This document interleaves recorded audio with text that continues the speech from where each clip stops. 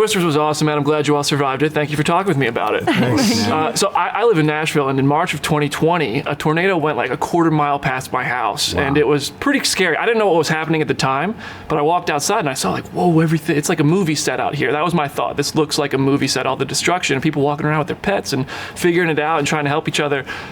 You guys were on the movie set version of that. So I'd love to hear about the details you noticed on those sets that you're like, wow, this is like some real crazy looking destruction. These are things I wouldn't have thought about until you were in it. I'll just say from one of the most impressive days that I think I saw on a set in terms of a production, a production build sort of aspect, in terms of the design, is they recreated an entire neighborhood, but there's a huge tornado that rips through this town. Right.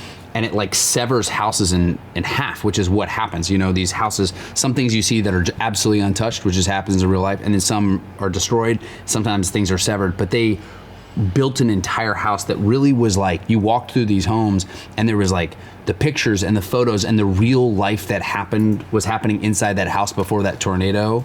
It's just like that level of detail is what makes this movie like so incredible, because you just don't see that. Like a doll on a branch, like just little crazy wild details, like Glenn is talking about. I mean, like it was and even we had a lot of background actors and extras who were members of the Red Cross, who obviously dealt with real destruction too. So I think the whole thing felt very authentic, and sobering actually when we walked through those sets. It is sobering. Yeah, and I appreciate that you guys it made the movie feel more immersive. It was really cool. And when you're making a sequel to a popular classic like Twister, I imagine when you tell your friends, when you think about it yourself, there's probably something that comes to mind. You're like, okay, well, in addition to tornadoes, here's the things that people want to see, people want think about when they think of the first Twister movie. What are those things for you, and what were people kind of coming to you saying, like, oh, is there going to be a flying cow? Like, what was that thing?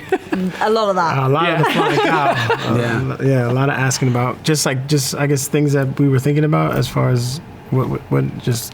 Yeah, like what did you think about? What did people who you told you were doing this movie come to you and say, oh, are you guys going to do this? This has to be there. Yeah, flying cows. They're like, do you guys have any, anything that you kind of alluding to the first movie? We got the Dorothy, Bill Paxton's son, God rest his soul. His son James was blessed us with a cameo in the film. So, it was cool. Like just these little nuggets of and pieces of the spirit of the first film. Of course, yeah. And also like real footage of real tornadoes, which we have. I think we had a B-roll crew who came and filmed like actual tornado and actual extreme weather, and they did that in the original. They a lot of it was they filmed a lot of real tornadoes, didn't they? Well, Industrial Light and Magic, which did a lot of the post or all the post in this movie, they took real footage. I mean, obviously, in terms of this is sort of the next chapter of Twister, and we have to like kind of raise the bar on every level. They took, with modern technology,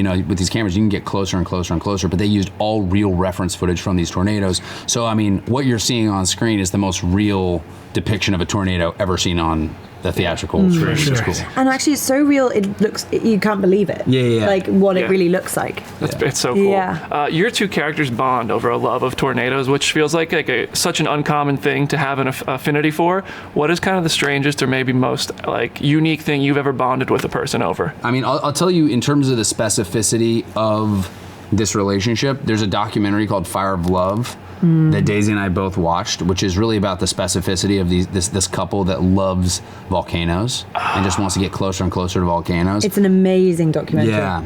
He's a French volcanologist. So if you wanna get a sense of like, I think that was a really interesting jumping off point for Daisy and I to kind of talk about. Yeah, of like what it is to be passionate about this thing that's quite like for a lot of people like hard to understand. Like why would you want to be that close to something this sort of dangerous and volatile? But it's the same with chasing. I mean, I feel like I bonded with a lot of chasers over. I mean, as a Brit, we love the weather. We talk about the weather all the time, even though the weather is the same. It's just consistently bad. But yeah, so I bonded with a lot of storm chasers about weather. Yeah, and I feel like you have great chemistry with everybody you're on screen with. And dude, you have this, there's like this Glen Powell look that makes the character you're acting opposite and the audience watching kind of melt. Can you bestow me the trick? How do you do it, man? I mean, we're gonna set this hay bale on fire, man. Oh shit! Do the rain grimace. What? The rain grimace? There it is. That was it. That's exactly No, I gotta say, I mean, I've had the benefit of some, acting with some really, really wonderful people, and this cast is like truly. I cannot imagine a better group of people that we could have been in Oklahoma with in this one. It seemed like you guys had a great time. Yeah. I'm happy for it. It was an awesome movie. Thank you so much for talking with me about it, guys. Thanks, guys. you. Twisters was awesome, man. I'm glad you guys survived. It's fun to talk with everybody about it today. In March of 2020, I live in Nashville. A tornado passed by my house about a quarter mile away. I didn't even know what was happening at the time, but after it passed, I went down there. I saw the destruction, and the thing that stood out to me was like people walking with their pets. I was like, this is crazy. And I thought to myself, I feel like I'm on a movie set because I've never seen anything like this. And on the Twister set, you had that destruction, you had those moments. I loved you about those sets when you saw that kind of destructed world after a tornado plows through. What kind of stood out to you and made you feel like, oh wow, we're really in this world, this is what we're doing? I mean, it looked horrible, and so many, growing up where there are a bunch of tornadoes and hurricanes and all of that, and seeing what that destruction does to, having your own family members in it, just having, when we had Katrina and people coming to our school from New Orleans and all that, it's like, it's so real, and you get in awe of nature. And I remember standing outside, inside the house, but looking out the window and seeing the tornadoes go by or watching the weather, and you kind of are getting hype. It's kind of fun. I remember running home, hearing the sirens, but you also then, it's a reminder of like, yeah, just because it missed your house, thank God, but 2 streets over, it's destroyed. Yeah. And so it just made it like that reminder of that seriousness too, and why people chase storms in the first place is to then be able to help. Yeah, like where the actual heart of the story is, like they kind of craft that with the settings that we were in. We were in an actual neighborhood where a tornado hit, and the buildings around us weren't set pieces, like they were just actual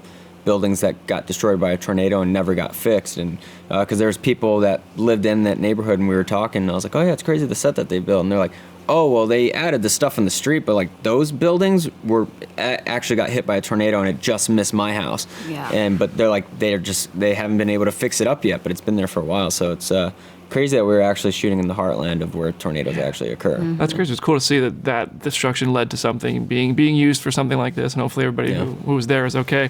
Sure. But also, I would love to hear about the experience of when they create the tornado moment on set.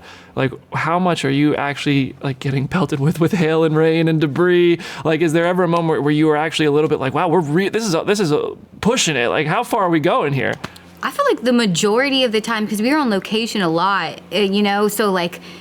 Sometimes that wind was a little too strong. I was like, y'all, I can't physically Sasha move. got blown away. Yeah, I legit I was like trying to go right, but y'all sending me left. So that was a little intense. But I feel like maybe Anthony, Glenn, and Daisy dealing with the big rush of the water. They probably was like a crazy little world. But they got smacked around more than me. Yeah. Maybe I'm a little diva or something, because I was just like, man, these pellets are hitting my eyes, guys. My lashes. I can't stand in this forever. No, it was fun, though, to be kind of just feel like you're in the mix of it all, actually.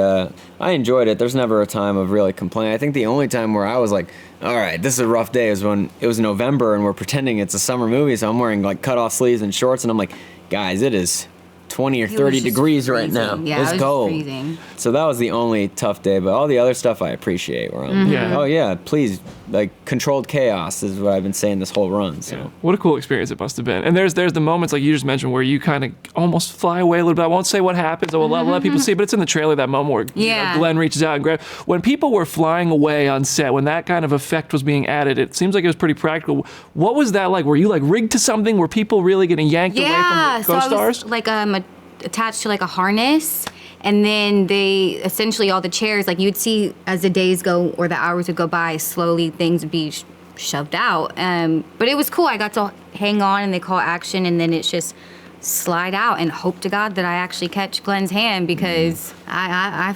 messed up one time. And I flew. Ended up on the stage. Really? I ended up on the stage because I just forgot to grab his hand. I was just like, wee. Oh, so like if you guys weren't really holding each other, that thing was taking you. Yeah. That's insane. Yeah, they had to catch me. Oh, that's cool. I mean, that's really cool. That's a cool experience. If you guys had a YouTube channel of your own where you were storm chasers, what would you name it? What would I name it? Yo, what would you name it? Fly with me. Fly with me.